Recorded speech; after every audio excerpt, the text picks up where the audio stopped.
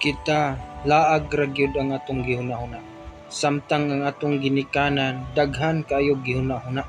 Hunahuna pa sila sa usay ilang ipakaon sa ilang mga anak. Naghuna-huna pa sila usay igasto sa ilang pagpaeskwela sa ilang mga anak. Apan ang mga anak gibaliwala lang in taon ang mga sakripisyo sa ilang ginikanan. Ang ilang mga anak naglaag uban sa barkada.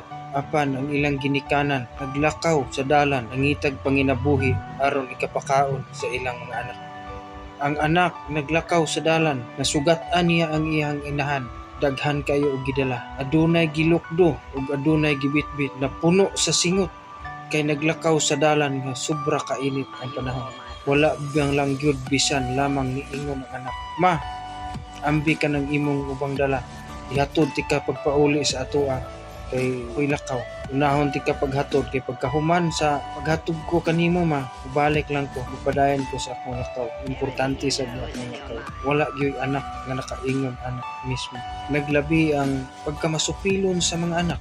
Naglabi ang ilang hunahuna ngadto sa ilang barkada. Wala nila hunahunaan. Sakripisyo silang ginikanan para nga mabuhi sila.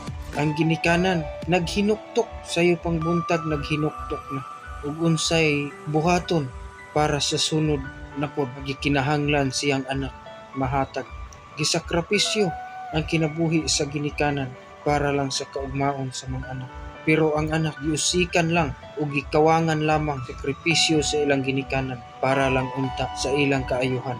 Apan ang uban ang ginikanan pay mahayan nga unta gitudluan sila sa pagkamaayo pagkamatarong aron magsubay sila sa maayong dalan.